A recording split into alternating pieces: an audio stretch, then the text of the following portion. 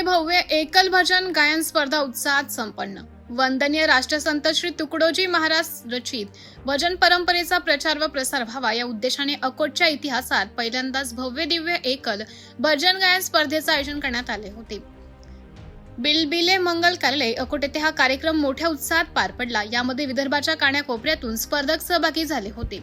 या स्पर्धेचे आयोजक दुर्गेशजी बाळे व प्रेरणास्थान वैष्णव महाराज ऋत्विक होते।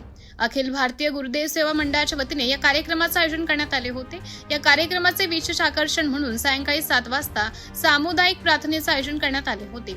यावेळी जिल्हा सेवा अधिकारी शिवाजीराव म्हैसने यांनी सामुदायिक प्रार्थनेवर मार्गदर्शन केले।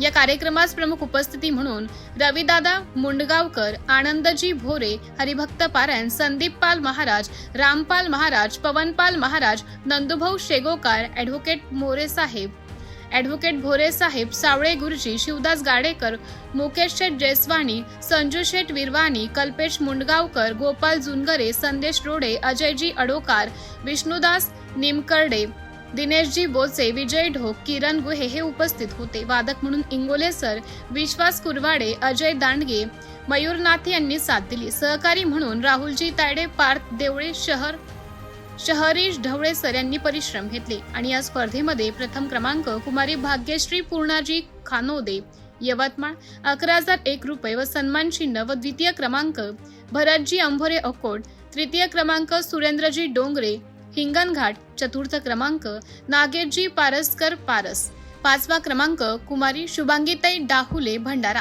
यांना देण्यात आला। यावेळी गुरुदेव सेवा मंडळ उपस्थित होते। सत्यशोधक न्यूज चॅनल साठी अकोला जिल्हा संपादक विशाल गवई।